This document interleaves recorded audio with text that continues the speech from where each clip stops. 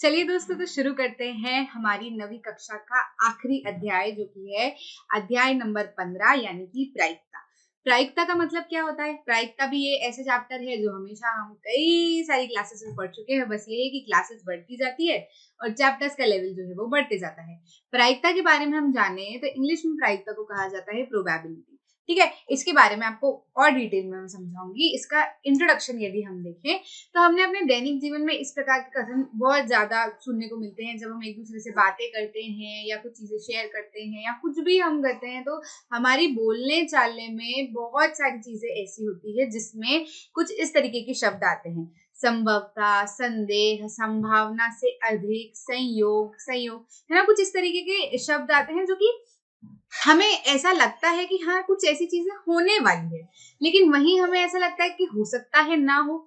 तो हो सकने वाली चीज यानी कि हमारा अनुमान जिसमें हम लगाते हैं, यानी कि हमारा एक्सपीरियंस से या अनुभव से हम कोई सी चीज बोलते हैं, हो सकता है, ऐसा हो सकता है कि हो सकता है बारिश हो सकता है कि हम वहां चले जाएं, हमें संदेह है कि इस परीक्षा में मैं उत्तीर्ण, मतलब इट्स अ डाउट, ऐसा लग रहा है कि हो सकता है कि मैं फर्स्ट आ जाऊं, है ना। तो कुछ जो ये अनुमान होता है ना, ये अनुमान ही क्या कहलाता है? प्रायिकता कहलाता है। ठीक है, यहाँ ऊपर के कथनों में प्रयुक्त संभवतः, संदेह, संयोग आदि शब्दों से अनिश्चितता की भावना जो है वो बनी रहती है। यानी कि हो भी सकता है, जितना परसेंट हो सकता है उतना परसेंट नहीं भी हो सकता है। बस हाँ, हम ये है कि अनुमान लगा रहे हैं कि हाँ भाई हो सकता है। ठीक है, तो अनेक स्थितियों में प्रायिकता की सहायता से संभवतः आदि जैसी अनिश्चितता का संख्यात्मक रूप से मापन किया जा सकता है। ठीक है, आ रही है बात समझ में? बहुत सारी स्थितियों में प्रायिकता का क्या किया जा सकता है? प्रायिकता की सहायता से क्या किया जा सकता है? संभवतः जैसे शब्द, जो अनिश्चितता है उसका क्या है? संख्यात्मक रूप से मापन किया जा सकता है। यानी कि अनिश्चितता है तो ये कितनी है? 50% है, 70% है, 80% है ना, या फिर 0.8 है या 0.9 है। इस तरीके से क्या कर सकते हैं हम? इनका मापन कर सकते हैं। किसकी मदद से? प्रायिकता की मदद से। ठीक है, अब देखो, चीजें असंभव भी हो सकती है। ठीक है, समान संयोग भी हो सकता है। मतलब क्या कि हो सकता है, या तो नहीं हो, ठीक है, या हो सकता है, या फिर पक्का है कि हो। ठीक है, तो इसमें क्या होता है, आप असंभव देखें तो असंभव होने की प्रायिकता तो फिर क्या हो जाएगी? जीरो, की होना ही नहीं है। ठीक है, होना ही नहीं है। फिर और चीजें क्या हो सकती है? एक तो 6 में से एक संभावना। ठीक है, 6 में से कितनी संभावना? एक संभावना। तो ये कैसा होता है? असंभाव्य होता है। ठीक है, और 5 में से 4 की संभावना, यानी कि क्या? संभाव्य। ठीक है, मतलब समान संयोग, जो जैसे असंभव की यदि हम बात करें तो असंभव में प्रायिकता कितनी हो जाएगी? जीरो हो जाएगी कि भाई होना ही नहीं। ठीक है, निश्चित की हम बात करें तो निश्चित में क्या होगा? प्रायिकता कितनी हो जाएगी? एक, की भाई होना ही नहीं। ठीक है, अब ये जो समान संयोग होता है, समान संयोग कैसा होता है? जिसमें हम जो अनुमान लगा रहे हैं वो कैसा होता है? या तो इतना है कि 6 में से एक ही संभावना है कि भाई हो सकता है, ऐसा मतलब बहुत ही वीक संभावना है, इस तरीके की हो सकती है। तो इसको हम क्या कहते हैं? असंभाव्य। ठीक है, और दूसरी स्थिति क्या होती है कि 5 अगर है तो 4, मतलब बहुत ज्यादा संभावना है। ठीक है, तो इस तरीके की संभावना, इसको हम क्या कहते हैं? संभाव्य। ठीक है, आ रही बात समझ में? अब इसका एक प्रायोगिक दृष्टिकोण हम देखते हैं। ठीक है, तो 1654 में क्या हुआ?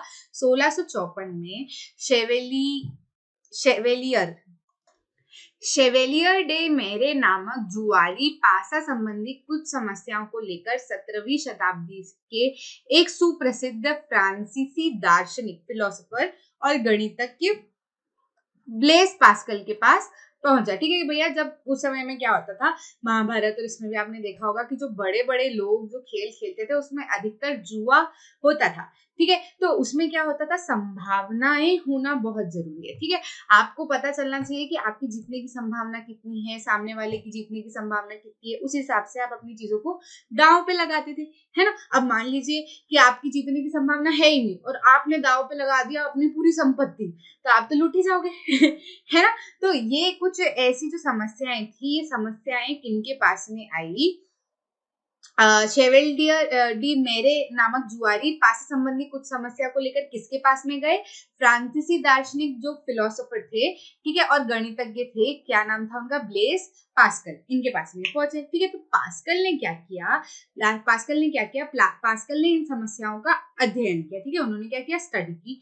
और एक अन्य फ्रांसीसी गणितज्ञ जिनका नाम था पियरे डी फर्मा, ठीक है, उनके साथ क्या की चर्चा की। ठीक है, क्या हुआ, सबसे पहले 1654 में शेवेलियर डी मेरे जो थे वो क्या गए, उनको समस्या थी पासे, जुआ में पासों को लेकर संबंधित कुछ समस्या थी, तो वो किसके पास में गए, एक गणितज्ञ और फिलोसोफर थे, मतलब वो गणितज्ञ भी थे और फिलोसोफर भी थे। कौन थे, ब्लेस पास्कल, उनके पास में गए। ठीक है, फिर ब्लेस पास्कल ने क्या किया, ब्लेस पास्कल ने इसकी चर्चा किससे की, पियरे डी फार्मा से। ठीक है, तो ये हमारे ब्लेस पास्कल और ये पियरे डी फार्मा, इन्होंने चर्चा की। तो यह कार्य की प्रायिकता सिद्धांत का प्रारंभ था। ठीक है, यहाँ से प्रायिकता की क्या हुई, शुरू हुई। जो थ्योरी है प्रायिकता की, उस कहाँ से शुरू हुई, यहाँ से। तो ये इसकी कुछ कहानी है। ठीक है, अब देखो, अब फिर उन्होंने क्या शुरू कर दिया था, फिर प्रायिकता की थ्योरी जो है वो निकलते गई, एक से दूसरे साइंटिस्ट सबने बढ़ाते आज देखो हम 9th में ये चैप्टर पढ़ रहे हैं। ठीक है, तो इसका अध्ययन हम क्यों करते हैं ये भी हम जान लेते हैं। देखो, यद्यपि प्रायिकता की व्युत्पत्ति जुए के खेल से हुई, फिर भी इसका व्यापक प्रयोग क्या क्या है। देखो, सिर्फ जुए के खेल से इसकी उत्पत्ति हुई थी, लेकिन सिर्फ जुए के खेल तक सीमित नहीं रही, ये जो है ये बहुत बढ़ गई और कई कई कई सारी स्थितियों में हमें मदद करने लगी। जैसे क्या, भौतिक विज्ञान में, वाणिज्य में, जैविक विज्ञान में, आयु विज्ञान में, मौसम पूर्वानुमान में, ठीक है, आदि क्षेत्रों में क्या प्रायिकता का अनुप्रयोग हो रहा है। ठीक है, कि भैया आज वर्षा हो सकती है, नहीं हो सकती है, आप बाहर निकले, नहीं बाहर निकले, बाढ़ आ सकती है कि नहीं आ सकती है, या नॉर्मल वर्षा होगी कि नहीं वर्षा होगी। ठीक है, ऐसी कई सारी जो है इनकी हम क्या कर सकते हैं, प्रायिकता निकाल सकते हैं। तो इसलिए हम क्या करते हैं, प्रायिकता का प्रयोग करते हैं। ठीक है भाई, हाँ, स्टडी रूम की खासियत कि आपको चैप्टर पढ़ाने से पहले ये बताना बहुत जरूरी है कि ये आप चैप्टर क्यों पढ़ रहे हैं, ये चैप्टर आपके क्यों काम आएगा। क्योंकि अधिकतर मैथ्स में तो हमें पता ही नहीं होता, सिर्फ सम सॉल्व किए जा रहे होते हैं, लेकिन हर चीज का, हर चैप्टर का, हर विषय का, हर अध्याय का एक अनुप्रयोग होता है। किसी न किसी कारण से ये थ्योरियां बनाई गई होती है, जिनको हम डे टू डे लाइफ में यूज कर रहे होते हैं, लेकिन हमें एहसास ही नहीं होता है कि ये थ्योरियां किन्होंने बनाई है और क्यों बनाई है। ठीक है, आ रही है बात समझ में। तो प्रायिकता का उपयोग, हम जो प्रायिकता ये जो सॉल्व करते हैं, हमको डे टू डे लाइफ में बहुत काम आती है। आगे देखिए, शुरू करते हैं, क्रियाकलाप 1 से शुरू करते हैं। ठीक है, तो क्रियाकलाप 1 हमको क्या बोल रहा है, एक सिक्का लो, उसे 10 बार उछालो। ठीक है, एक बार उछाला, फिर 2 बार उछाला, फिर 3 बार उछाला, फिर 4 बार उछाला, ऐसे कितनी बार उछालना है आपको, 10 बार उछालना है। ठीक है, देखिए कि कितनी बार हेड आता है ना, चित्त आता है, या फिर कितनी बार पट आता है। ठीक है, ये आप देखिए और उसको क्या लिखिए, यहाँ पर लिख दीजिए। ठीक है, आप अपने प्रेक्षणों को आगे आने वाली सारणी के रूप में लिखिए। ठीक है, इस सारणी के रूप में आपको क्या करना है, लिखना है कि भैया आपने उछाला कितना, 10 बार। ठीक है, अब आपने काउंट कर लिया कि चित्त जो आ रहा है वो कितनी बार आ रहा है और पट जो आ रहा है वो कितनी बार आ रहा है। ठीक है, ये देख लिया आपने, अपने हिसाब से ये नंबर आप लिख लीजिए, वाकई में करके देखना। ठीक है, नीचे दी गई भिन्नों के मान लिखिए। ठीक है, चित्त आने की संख्या, ठीक है, भिन्नों के मान आप कुछ इस तरीके से लिखिए कि चित्त आने की जो संख्या है अपॉन में सिक्के उछालने की कुल संख्या, यानी कि नीचे तो 10 ही आना है। अब चित्त आने की संख्या यहाँ लिख दीजिए और पट आने की संख्या जो है आगे लिख दीजिए। ठीक है, उसके बाद में आपको क्या करना है, सिक्के को 20 बार उछालना है। ठीक है, अब क्या करना है, सिक्के को कितनी बार उछालना है, 20 बार उछालना है। और ऊपर की भांति अपने एक प्रेक्षण लिख लीजिए, फिर से टेबल बनाइए कि 20 बार उछाला और चित्त इतनी बार आया और पट इतनी बार आया। ठीक है, प्रेक्षणों के संग्रह के लिए ऊपर दिए गए भिन्नों के मान पुनः ज्ञात कीजिए। ठीक है, ये कर लीजिए। फिर सिक्कों को और अधिक बार उछालिए, जैसे जब 10 बार उछाला था, 20 बार उछालिए, फिर 30 बार उछालिए, 50 बार उछालिए। ठीक है, अधिक बार उछालकर इस प्रयोग को पुनः कीजिए और चित्त और पट आने की संख्या को लिख लीजिए। इसके बाद संगत भिन्नों के मान ज्ञात कीजिए। ठीक है, कि मतलब चित्त जितनी बार आया वो अपॉन में क्या, टोटल नंबर ऑफ संख्या, पर जितनी बार आया वो अपॉन में क्या, टोटल नंबर ऑफ संख्या।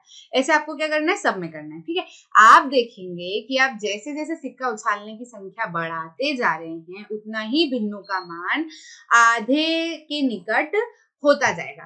ठीक है, मतलब जैसे जैसे आप क्या कर रहे हैं, सिक्कों की संख्या बढ़ाते जा रहे हैं, तो आपने क्या किया, चित्त में निकाला कि चित्त का नंबर, मान लीजिए शुरुआत में चित्त आया था आपका 6 बार, है ना, और 6 बार, जब आपने 10 बार उछाला था, जब चित्त कितनी बार आया था, 6 बार, और पट कितनी बार आया था, कितनी बार आएगा, 4 बार आया था, है ना। तो ये कितना हो जाएगा अपना 0.6, है ना, और ये कितनी बार आ जाएगा अपना 0.4। ऐसे क्या करो, बढ़ाते जाओ, एक बार कुछ 20 में देखो, है ना, और देखो, फिर इसके बाद में क्या करो, 30 में देखो, है ना, और फिर क्या करो, 40 में देखो, ऐसे देखो। तो जब आप ये आंसर निकालते जाएंगे ना, तो आप देखेंगे कि दोनों जो है एक पॉइंट ऐसा आएगा, या आप धीरे धीरे देखोगे कि ये क्या कर रहे हैं, 0.5 के निकट आते जा रहे हैं, यानी कि क्या, आधे के निकट आते जा रहे हैं।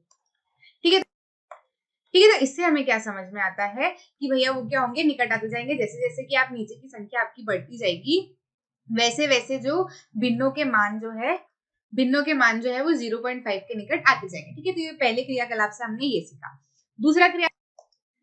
दूसरा क्रियाकलाप क्या कहता है, दूसरा क्रियाकलाप ये कह रहा है कि मान लीजिए प्रत्येक दो छात्रों के कई वर्ग है। ठीक है, प्रत्येक वर्ग का एक विद्यार्थी सिक्के को 15 बार उछालता है। ठीक है, मान लीजिए कि प्रत्येक दो छात्रों के कई वर्ग है, और फिर प्रत्येक वर्ग का एक विद्यार्थी सिक्के को 15 बार उछालता है। ठीक है, प्रत्येक वर्ग के अन्य विद्यार्थियों को चाहिए कि वह चित्र और पट आने के प्रेक्षणों को लिखता जाए। ठीक है, हर वर्ग का जो है वो क्या करेगा, जितनी बार सिक्के उछाले उनके प्रेक्षणों को क्या करता जाएगा, लिखता जाएगा। ध्यान दीजिए कि सभी वर्गों को समान मूल्य के सिक्कों का ही प्रयोग करना चाहिए। ठीक है, समान वर्ग के मूल्यों का क्या करना है, हमको सिक्कों का प्रयोग करना है। ठीक है, सिक्कों को उछालते समय ऐसा प्रतीत होना चाहिए कि सभी वर्गों द्वारा केवल एक ही सिक्का उछाला जा रहा है। मतलब ऐसा नहीं कि किसी ने 2 रुपए का उछाल लिया, किसी ने 5 रुपए का उछाल लिया, किसी ने 1 रुपए का, नहीं। अगर एक से शुरू करे तो सबको वही सिक्का देना उछालने के लिए। ठीक, प्रत्येक वर्ग अपने प्रेक्षणों को सारणी के रूप में जोड़ सकता है। ठीक है, सारणी के रूप में क्या करे, प्रत्येक वर्ग जो है उसको सारणी के रूप में लिखता जाए। ठीक है, जो भी प्रेक्षण आ रहे हैं उसको, जैसा कि प्रत्येक समूह आंकड़े लिखता है, वे पिछले समूह के साथ संयुक्त आंकड़ों के लिए भिन्नों की गणना करेंगे। ठीक है, हम इन अंशों की संचयी अंश कह सकते हैं। ठीक है, वो क्या करेंगे, भिन्नों की क्या करेंगे, गणना करेंगे।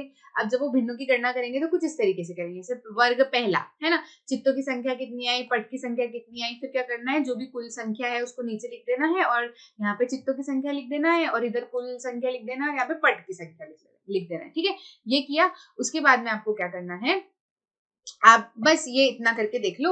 उसके बाद में आपको चीजें जो है वो समझ में आ जाएगी कि भैया किसमें कितना हो रहा है, किसमें कितनी गिनती आ रही है, और ये नॉर्मल सी है क्रियाकलाप, और ऐसा कुछ ज्यादा बड़ी बात नहीं है।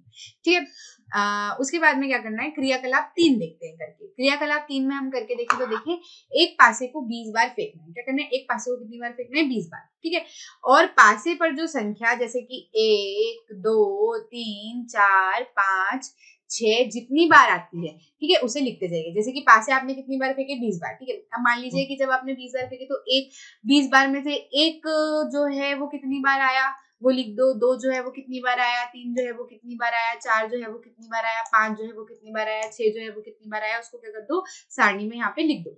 उसके बाद में क्या करो, निम्नलिखित भिन्नों के मान ज्ञात कीजिए। ठीक है, जैसे कि पासे पर एक आने की संख्या अपॉन में क्या, कुल संख्या, कुल कितना है, अपन ने तो 20 बार उछाला। ठीक है, उसके बाद में 2 आने की संख्या अपॉन में 20।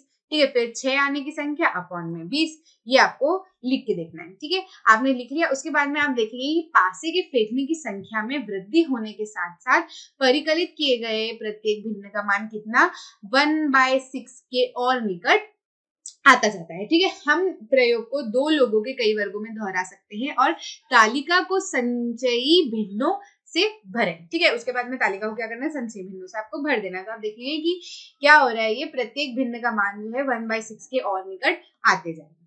ठीक है, क्रियाकलाप 4 करके देखते हैं। क्रियाकलाप 4 में आपको क्या करना है, 2 सिक्कों को एक साथ 10 बार उछालना है।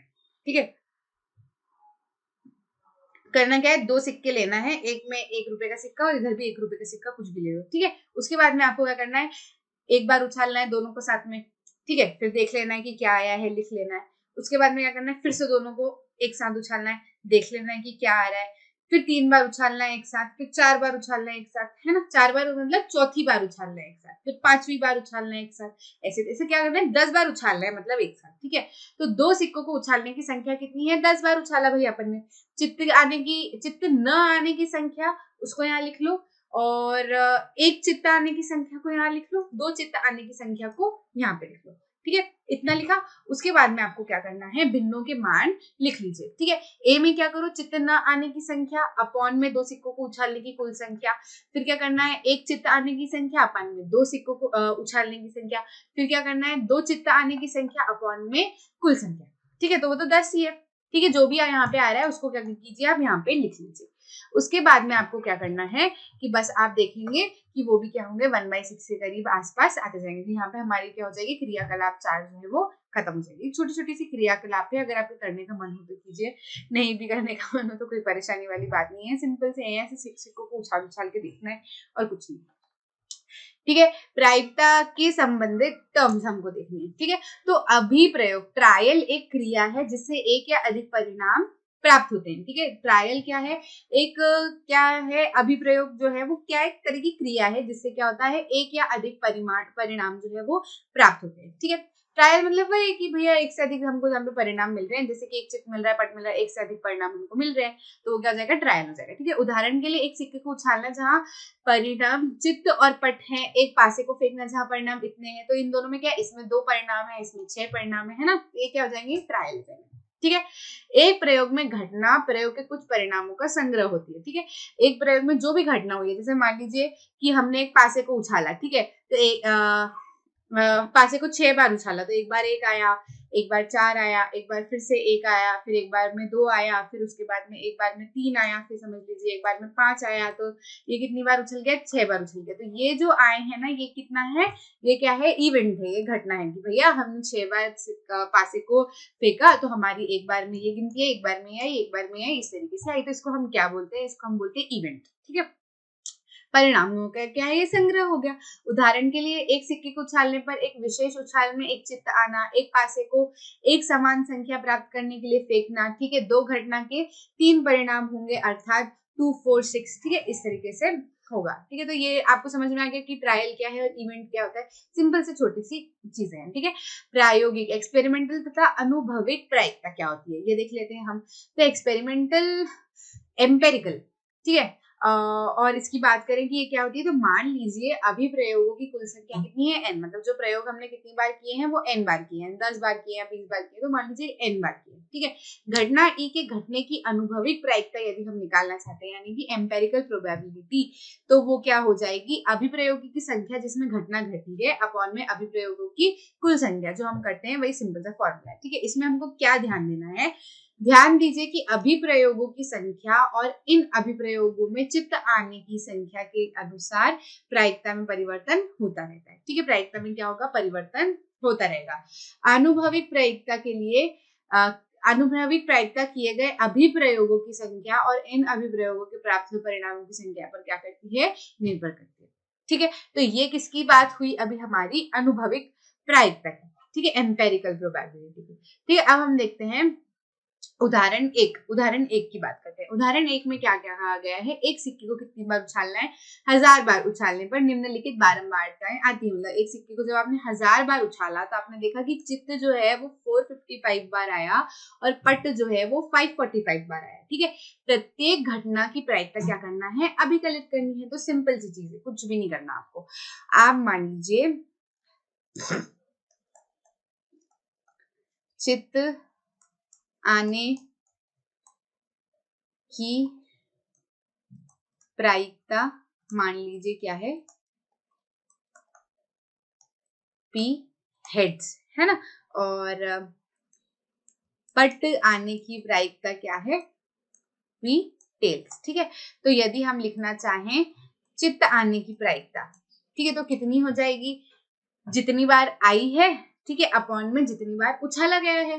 ठीक है, तो उछाला कितनी बार गया है, 1000 बार, और कितनी बार आया है चित्त, 455 बार। ठीक है, तो कितना हो जाएगा, 0.455। बस इतना सा काम, जो नॉर्मल प्रोबेबिलिटी हम हमेशा से निकालते आते हैं वैसी। ठीक है, टेल आने की प्रायिकता यानी कि पट आने की प्रायिकता कितनी हो जाएगी, बोलो बोलो बोलो, साथ में बोलो, नीचे क्या आएगा, 1000 बार, जितनी बार सिक्के को क्या किया गया है, उछाला गया है, मतलब नंबर ऑफ अनुप्रयोग, ये अभिप्रयोग जो किए गए हैं। ठीक है, और ऊपर मतलब जो पट जितनी बार आया है, पट की बात हो रही है तो पट जितनी बार आया है, कितनी बार आया है, 545 बार। ठीक है, तो कितना हो जाएगा, 0.545। आ रही है बात समझ में। आपको ये भी हो सकता है कि 1000 बार दे दिया जाए कि 1000 बार सिक्के को उछाला गया है और चित्त जो है वो 455 बार आया है, तो 455 बार आया तो पट भी हम निकाल सकते हैं, 1000 में से 455 माइनस कर दो तो पट भी हमें निकल के आ जाएगा, अगर ऐसा दिया जाता है। तो वैसे तो यहाँ नहीं दिया गया है, पर फिर भी मैं बता रही एक्स्ट्रा टिप। ठीक है, अगले उदाहरण पे चलते हैं। अगला उदाहरण कह रहा है दो सिक्कों को एक साथ कितनी बार उछालना है, 500 बार। उछालने पर हमें यह प्राप्त होता है। दो चित्त जो है वो 105 बार आते हैं, एक चित्त जो है वो 275 बार आता है, और कोई चित्त नहीं आता कितनी बार, 120 बार। यानी कि क्या, पट आता है, चित्त नहीं आएगा तो पट ही आएगा। ठीक है, इनमें से प्रत्येक घटना के घटित होने की प्रायिकता निकाल लीजिए। तो मान लीजिए इसकी प्रायिकता कितनी है, P(E1) है ना, और इसके होने की प्रायिकता कितनी है, P(E2) है ना, और इसके होने की प्रायिकता कितनी है, P(E3). ठीक है, तो P(E1) निकाले, यदि हम P(E1) निकाले तो बोलो, बहुत सिंपल है। नीचे क्या आएगा, जितनी बार उछाला गया है। कितनी बार उछाला गया है, 500 बार। ठीक है, और P(E1) मतलब कितनी बार हुआ है, चित्त, एक चित्त, दो चित्त कितनी बार आए हैं, 105 बार। बस सिंपल सा हमारा काम हो गया। तो ये कितना हो जाएगा, 0.21। ठीक है, उसके बाद में दूसरे पे आते हैं।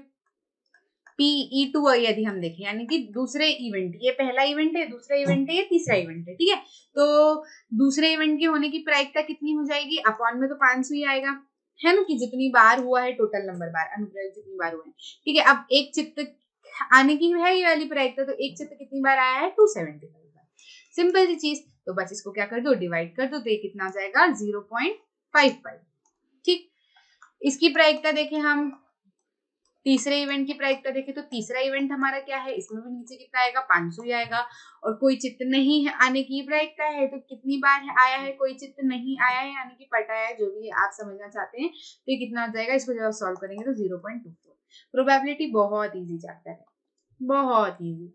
ठीक है, तीसरे उदाहरण पे आते हैं। तीसरा उदाहरण हमारा क्या कह रहा है, एक पासे को 1000 बार फेंकने पर प्राप्त परिणाम हो 1, 2, 3 और 6 की बारंबारताएं सारणी में कितनी बार दी गई है, इतनी बार दी गई है। 1, 2, 3, 4, 5 और 6। ठीक है, ये 6 है सारे, इनकी बारंबारता किसमें दी गई है, ये सारणी जो है इसका नाम है 15.6, एनसीईआरटी के हिसाब से 15.6 वाली सारणी है। ठीक है, तो इसमें क्या है, आप जब आपने 1000 बार पासा फेंका, ठीक है, तो एक जो है पासे पर एक आना कितनी बार आया है, 175 बार। पासे पर दो कितनी बार आया है, 150 बार। पासे पर 3 कितनी बार आया है, 157 बार। पासे पर 4 कितनी बार आया है, 149 बार। पासे पर 5 कितनी बार आया है, 175 बार।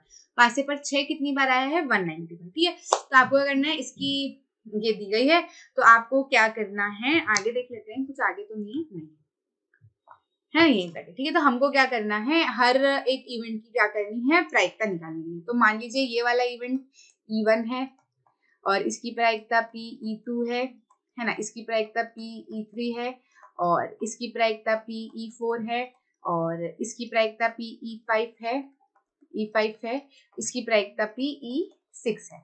आ रही बात समझ में? तो बस बोलते चलो मेरे साथ में। P(E1) कितना हो जाएगा, 179 बाय टोटल कितना है, 1000। ये कितना हो जाएगा, 0.179। दूसरा P(E2) कितना हो जाएगा, दो कितनी बार आया है, 150 बार, और टोटल नंबर कितने हैं, 1000। तो कितना हो जाएगा, 0.150।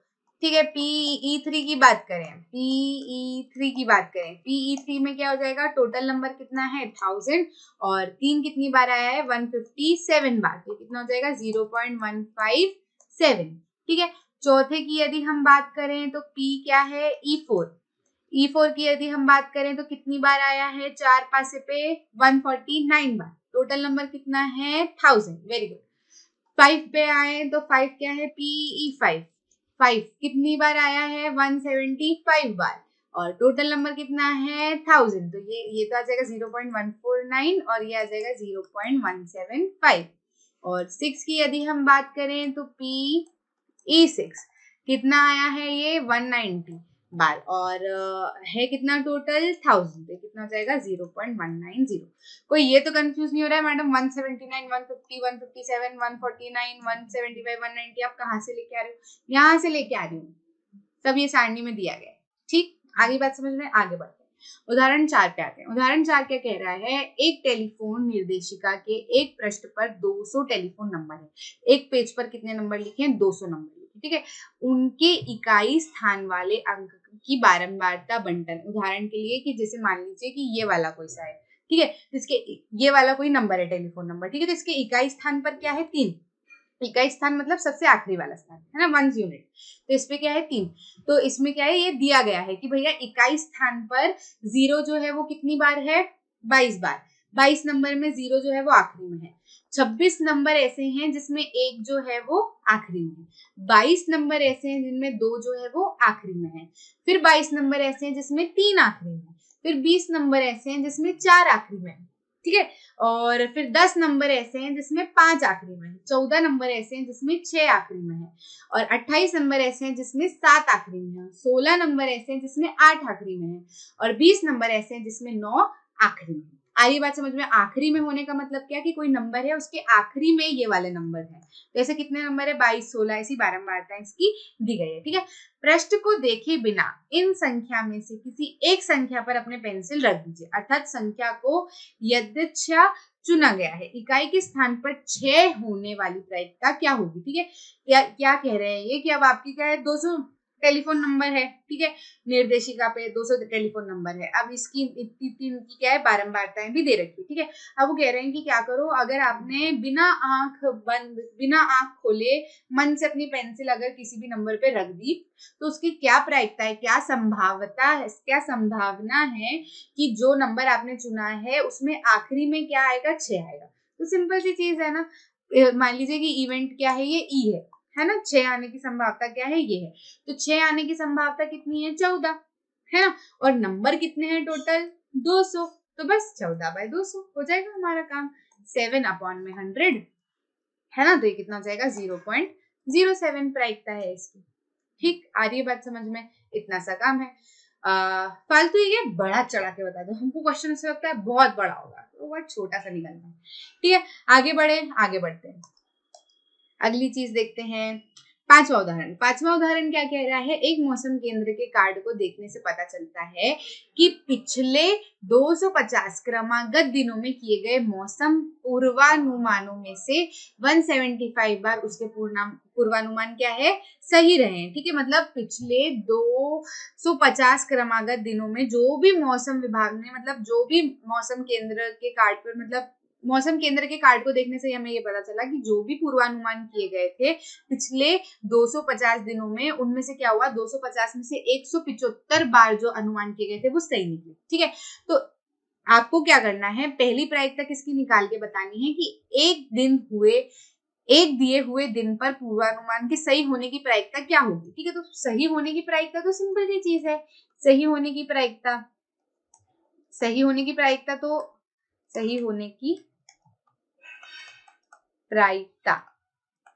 प्रायिकता है ना। दिन कितने दे रखे हैं, टोटल 250 दिन, ठीक है। दिन कितने दे रखे हैं, टोटल 250। और सही हुए कितनी बार सही हुए थे, 175 बार। तो बस यही क्या हो जाएगी, इसकी प्रायिकता हो जाएगी, जो कितना आ जाएगा, 0.7, ठीक है। अब इसके बाद में यदि हम देखें दूसरी, दिए हुए दिनों में पूर्वानुमान के सही ना होने की प्रायिकता, ठीक है। तो 250 तो पूर्वानुमान थे जिसमें से 175 जो है वो सही निकले, तो गलत कितने निकलेंगे भाई, बचे हुए जो है वो गलत होंगे, है ना। तो 250 में से 175 माइनस कर दो ना, तो इनकरेक्ट आ जाएंगे ना, गलत पूर्वानुमान आ जाएंगे ना हमारे, तो गलत आ जाएंगे। तो 250 में से 175 माइनस करोगे तो कितना बचेगा, 75, ठीक है। आ रही है बात समझ में, कितना बचेगा, 75, ठीक है। उसके बाद में आप क्या करो, इसको लिख दो, गलत होने की प्रायिकता। गलत होने की प्रायिकता क्या है भाई, गलत कितनी बार हुआ, 75 बार, और टोटल कितना है, 250। तो बस ये भी कितना हो जाएगा, 0.3, इतना सा, ठीक। आगे बात समझ, आगे बढ़ते हैं। छठा उदाहरण देखते हैं। छठा उदाहरण क्या कह रहा है, टायर बनाने वाली एक कंपनी तय की गई उन दूरियों का एक रिकॉर्ड रखती थी जिसके पहले टायर को बदल देने की आवश्यकता पड़ी, ठीक है। मतलब 4000 किलोमीटर चलने से पहले किसका टायर खराब हुआ, कितनी गाड़ियों का टायर खराब हुआ, तो 20 का, ठीक है। 4000 से 9000 किलोमीटर तक गाड़ियां चली, उसके बीच में कितनी गाड़ियों का टायर खराब हुआ, 210 का। 9001 से 14000 तक कितनी गाड़ियों का टायर खराब हुआ, 325। और 14000 से ज्यादा किलोमीटर चलने के बाद में जिन गाड़ियों का टायर खराब हुआ उनकी बारंबारता क्या है, 440 है, ठीक है। तो आपको क्या करना है, कितनी स्थितियां है, 1000 स्थितियां, तो अपॉन में तो 1000 चलते जाएगा, ठीक है। यदि आप इस कंपनी के एक टायर खरीदते हैं तो इस बात की प्रायिकता क्या होगी, यदि आप इस कंपनी के टायर खरीदते हैं तो इस बात की प्रायिकता क्या होगी कि यह 9000 से अधिक दूरी तक चलेगा। यहाँ थोड़ी सी गड़बड़ हो गई है। एनसीईआरटी में जो आपका पहला क्वेश्चन है वो क्या है? पहला क्वेश्चन ये है कि 4000 किलोमीटर से कम पे जो है वो टायर समाप्त हो जाएगा। इसकी प्रायिकता आपको बतानी है। तो इसकी प्रायिकता क्या हो जाएगी? मान लीजिए कि E1 इवेंट है ना, तो इसकी प्रायिकता क्या हो जाएगी? यहाँ पे लिखते जाती हूँ, ये तो मेरे पीछे आ जाएगा, यहाँ पे लिख देती हूँ मैं, ठीक है। PE1 कितना हो जाएगा? 4000 से कम, यानी बारंबारता कितनी? 20 है ना, और है कितना टोटल? 1000, ठीक है। तो ये कितना हो जाएगा? कितना हो जाएगा? ये 0.02, ठीक। उसके बाद में दूसरे की हम बात करते हैं। दूसरे को हम नाम दे देते हैं PE2। इसको क्या नाम दे देते हैं हम? PE2, ठीक है। तो ये कितनी हो जाएगी? 9000 से भी अधिक दूरी तक चलेगा। 9000 से भी अधिक दूरी तक किसमें चल रहा है भाई? यहाँ पे तो 9000 तक चल रहा है। ये किसकी कह रही? अधिक दूरी। तो मतलब ये और ये दोनों आएंगे ना इसमें, है ना। 9000 से अधिक दूरी तो मतलब क्या? 9000 से अधिक तो फिर अधिक ही 14000 से भी ज्यादा वाले भी आ जाएंगे इसके अंदर। तो कितना हो जाएगा? 325 प्लस 445 अपॉन में कितना? 1000। 1000 तो 1000 ही है, ठीक है। इन दोनों को जब आप प्लस करेंगे तो ये कितना आ जाएगा हमारा? 770। 770 अपॉन 1000 कितना हो जाएगा? 0.7, ठीक। आगे बात समझ। PE3 निकालें। PE3 यदि हम निकालते हैं तो 4000 किलोमीटर से 14000 किलोमीटर के बीच की कोई दूरी तय करने पर टायर बदलना पड़े। तो 4000 से 14000 वाला कौन सा है? 4000 से 14000, तो 4000 से 9000 वाला तो ये, और फिर 9000 से 14000 वाला ये, यानी कि 4000 से 14000, यानी कि ये दोनों, है ना। तो ये कितना हो जाएगा? 210 प्लस 325 अपॉन में तो 1000 ही, क्योंकि 1000 बार किया गया है, 1000 स्थितियों के परिणाम है ना। तो ये कितना हो जाएगा? 210 प्लस 325 हो जाएगा 535, ठीक है, अपॉन में 1000। क्या आ जाएगी इसकी प्रायिकता? 0.535, ठीक। आगे बात समझ, आगे बढ़े। 7वां उदाहरण देखते हैं। 7वां उदाहरण क्या कह रहा है? एक विद्यार्थी द्वारा मासिक यूनिट परीक्षा में नीचे दिया गया है, ठीक है। यूनिट परीक्षा 1 प्राप्त अंकों के प्रतिशत, मतलब पहले यूनिट में उसको कितने आए? 69%। दूसरे यूनिट में कितने आए? 71%। तीसरे यूनिट में कितने आए? 73%। चौथे यूनिट में कितने आए? 68%। और पांचवें यूनिट में कितने आए? 74%।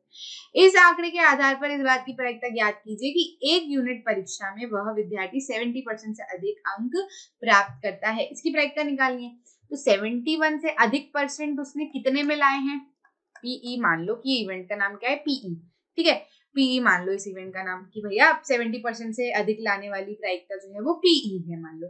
तो 70% से अधिक वो कितने टेस्ट में लाया है ये देख लेते हैं। टेस्ट तो कितने हैं? वैसे तो 5 टेस्ट है ना, तो नीचे कितने आ जाएंगे? 5, है ना। नंबर ऑफ टेस्ट की बात हो रही है, इसलिए हमने क्या किया? टेस्ट को गिना, ठीक है। तो अंकों की बात होती तो हम अंक गिनते। अभी कितनी की बात हो रही है? यूनिट परीक्षा की बात हो रही। तो कितने? 1 2 3 4 5 है ना। अभी क्या कह रहे हैं कि 70% से अधिक, तो आप देख लो, गिन लो किस किस में 70% से अधिक आए। एक तो इसमें 70% से अधिक आए, इसमें 70% से अधिक आए, और इसमें 70% से अधिक आए, यानी क्या? 3/5, 1 2 3 है। 3/5 कितना हो जाएगा? 0.6। क्या है उसकी प्रायिकता? है कि उसको किसी एक यूनिट में कितने आएंगे? 70% से अधिक नंबर आएंगे। आ रही है बात समझ में? ठीक, आगे बढ़ते हैं। 8वां उदाहरण लिखते हैं।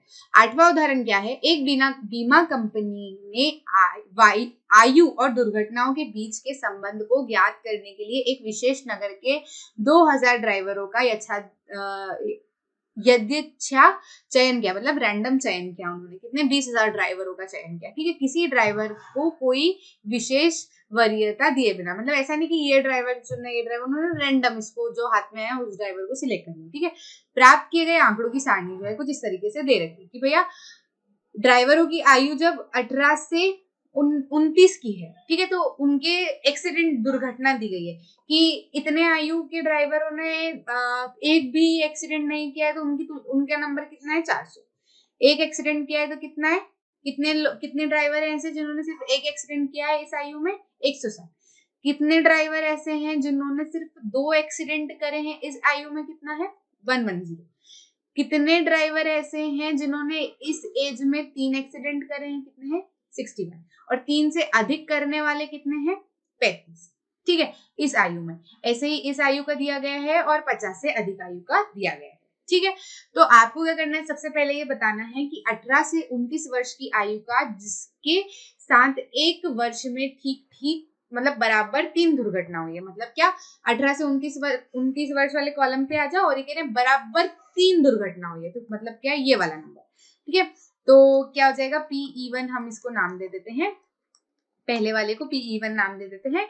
और कितने हैं ये, कितना हो जाएगा 61 बाय टोटल ड्राइवर कितने हैं 2000। ठीक है, तो ये कितना आ जाएगा हमारा 0.031। ठीक, उसके बाद में हम देखते हैं दूसरी स्थिति। दूसरी स्थिति में क्या बोल रहे हैं, 30 से 40 वर्ष की आयु का जिसके साथ एक वर्ष में एक या अधिक दुर्घटनाएं घटी है। मतलब क्या, ये वाली आयु में हमको देखना है एक वर्ष में एक या एक से अधिक, यानी कि एक वाले को भी मिलाना है। मतलब क्या, ये भी प्लस होगा और एक से अधिक में क्या है, ये सारे भी प्लस होंगे, है ना। एक या एक से अधिक मतलब आगे तक के सब इस वर्ष के। ठीक है, तो इसको नाम दे देते हैं हम क्या, PE2। तो ये कितना हो जाएगा 125 प्लस 60 प्लस 22 प्लस 18 अपॉन में क्या, टोटल कितना है 2000 ही है। इसको जब आप प्लस करेंगे तो कितना आएगा आपका 225 अपॉन में कितना 2000। इसको सॉल्व करेंगे तो आपका आंसर आएगा 0.113। ठीक, आगे देखते हैं, अगला देखते हैं, तीसरा देखते हैं। तीसरा वाले में क्या है, तीसरे वाले को नाम दे दो PE3, है ना। इसमें क्या कह रहे हैं, जिसके साथ एक वर्ष में कोई दुर्घटना नहीं हुई। किसके साथ एक वर्ष में कोई दुर्घटना नहीं हुई, ये सारों के साथ एक वर्ष में कोई दुर्घटना नहीं हुई, है ना। ये सारों के साथ ही नहीं हुई है एक वर्ष में कोई भी दुर्घटना। आयु नहीं बताई उन्होंने क्या बोला है कि सारे ड्राइवर आप किसी भी वर्ग का उठा लो, बस ये है कि एक वर्ष में एक भी दुर्घटना नहीं हुई, तो इन सबके साथ में नहीं हुई। तो कितना हो जाएगा ये 400 प्लस 505 प्लस 360 अपॉन में कितना 2000। ठीक है, तो ये कितना हो जाएगा, इसको ऐड करोगे तो 1305 अपॉन में 2000। सॉल्व करेंगे तो आप पाएंगे 0.65। सिंपल है, कोई दिक्कत वाली बात नहीं है। उदाहरण 9 पे आ जाते हैं। उदाहरण 9 में हमको क्या करना है, बारंबारता बंटन सारणी लीजिए जिसमें एक कक्षा के 38 विद्यार्थियों के भार दिए गए हैं। इस बात की प्रायिकता ज्ञात कीजिए जिसमें कक्षा के एक विद्यार्थी का किलोग्राम में अंतराल 46 से 50 की स्थिति का हो। ठीक है, तो पहला जो हमको निकालना है वो क्या निकालना है, मान लीजिए PE1 है। ठीक है, तो हमको क्या निकालना है, विद्यार्थी का वेट किस कैटेगरी में, 46 से 50 वाली कैटेगरी में निकालना है। 46 से 50 वाली कैटेगरी में कितने हैं, 3 है। ठीक है, तो 3 और टोटल कितने हैं 38, है ना। बस ये कितना हो जाएगा 0.079, बस इतना ही करना है। ठीक है, इसी का दूसरा वाला पार्ट देखें तो नाम दे देते हैं उसको PE2। क्या निकालना है हमको, इस संदर्भ में ऐसी दो घटनाएं बताइए। ठीक है, तो PE2 की जरूरत नहीं है, घटनाएं का नाम बताना है हमको जिसमें एक की प्रायिकता हो, जिसमें मतलब दो घटनाएं बताना है। एक तो ऐसी घटना बताना है जिसमें प्रायिकता कितनी आए, एक आए, और ऐसी बताना है जिसकी प्रायिकता कितनी हो, 0 हो, ये बताना है। ठीक है, तो जीरो होने की प्रायिकता, जीरो होने की प्रायिकता किसमें है भैया, जीरो होने की प्रायिकता ऐसी किस स्थिति में होगी भैया, ऐसी स्थिति में होगी जीरो होने की प्रायिकता जिसका वेट कितना हो 30, क्योंकि ये सारे तो क्या है 31 से ज्यादा वाले हैं।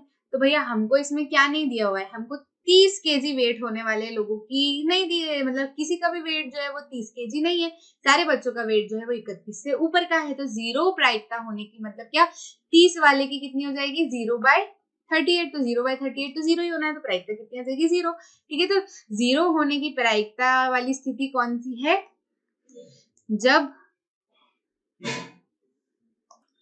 जब बात 30 किलो की जाए। ठीक है, तो 30 किलो की जब बात की जाएगी तो किसी भी विद्यार्थी का वेट जो है वो 30 किलो का नहीं है। ठीक है, अब इसी में ये तो पहला हो गया, और दूसरी स्थिति क्या पूछी है, जब प्रायिकता क्या हो, एक हो, है ना, एक प्रायिकता हो, एक की प्रायिकता। तो एक की प्रायिकता कब होगी, एक की प्रायिकता जब ये होगी, जब बात हो कि ऐसी स्थिति बताइए जब सारे विद्यार्थियों मतलब जब हम 30 किलो से ज्यादा होने की प्रायिकता निकालें। ठीक है, 30 किलो से ज्यादा की प्रायिकता। ठीक है, 30 किलो से ज्यादा की प्रायिकता निकालेंगे तो 30 किलो से ज्यादा की प्रायिकता कितने बच्चों की है? सारे बच्चे तो 30 किलो से ज्यादा के हैं, यानी कि कितने? 48 बच्चे 30 किलो से ज्यादा के हैं। और टोटल कितने हैं?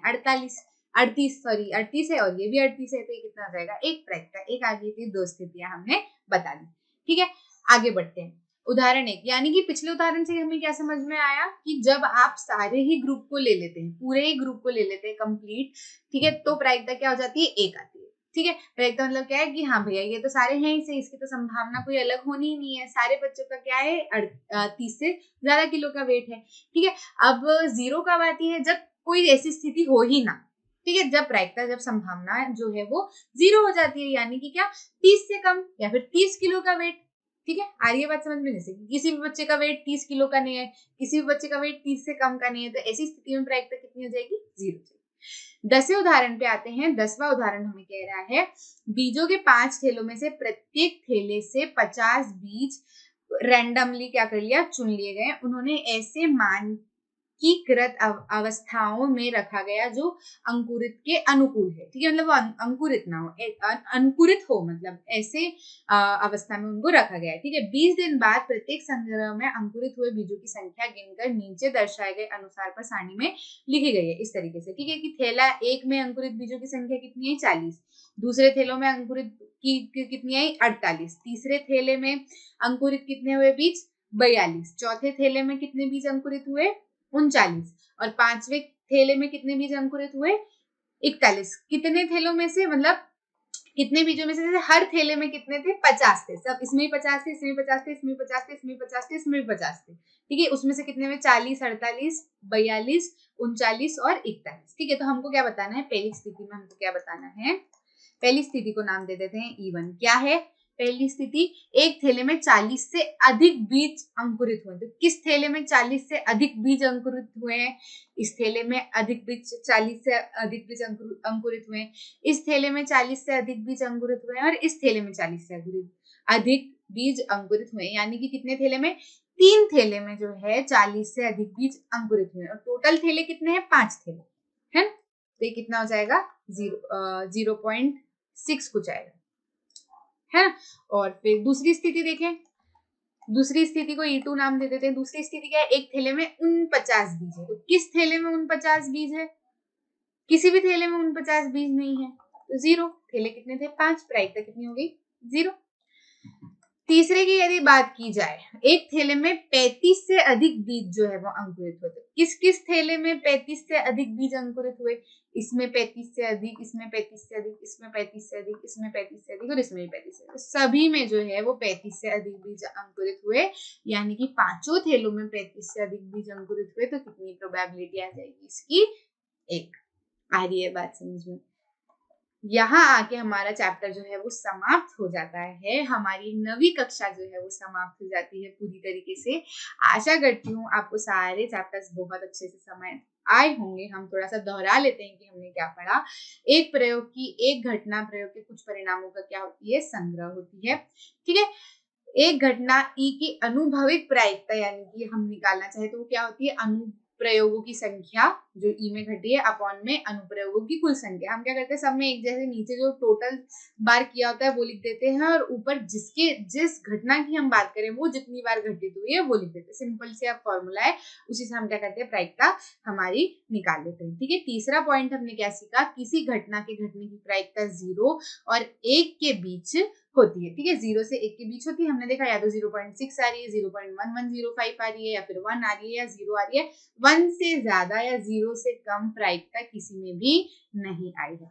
ठीक है, ये जो है कुछ चीजें जो है हमने सीखी। आशा करती हूँ आपको चैप्टर जो है वो बहुत अच्छे से समझ आया होगा। मैंने कोशिश की है कि मैं अच्छे से समझा पाऊँ। थोड़ी सी स्पीड में अपनी तेज रखती हूँ, मैं बार बार बोलती हूँ। आप ऐसा मत सोचिएगा कि मैडम कितनी तेज पढ़ाती है। मैं बोलती इसलिए हूँ ताकि आप जो है वो बोर ना हो। मैं सलंग सलंग सलंग सलंग पढ़ाते जाती हूँ, ताकि मेरी मुझे भी नींद नहीं आया और आपको भी नींद नहीं आएगी। मैथ्स ऐसा सब्जेक्ट है कि जिसमें सभी को नींद आती है। ठीक है, तो आशा करती हूँ आपको सारे चैप्टर्स अच्छे से समझ आए होंगे। कोई भी डाउट रहे तो please try to reach out to me, और किसी को भी अच्छे से पढ़िएगा, अच्छे से अपनी एग्जाम दीजिएगा, समझ के कीजिएगा, सारे क्वेश्चन को लिख लिख कर कीजिएगा। तो जब आप पढ़ेंगे तभी आपका चैप्टर जो है प्रिपेयर हो जाएगा, आपको वापस से अलग से करने की जरूरत नहीं पड़ेगी। ठीक है, और कंसेप्ट को रिवाइज करते कीजिएगा। जब भी पढ़ने बैठे तो मन लगा के पढ़ने बैठे, बाकी सारी चीजों से अपना दिमाग हटा दे, और जैसे ही कंप्लीट हो जाता है उठ के जो उधम मचानी है वो मचाइए, लेकिन जब पढ़ने बैठे हैं जब सिर्फ पढ़ाई। ठीक है, तो यही मेरी सलाह है। ऑल द बेस्ट सारी चीजों के लिए। मिलते हैं अगली कक्षा में।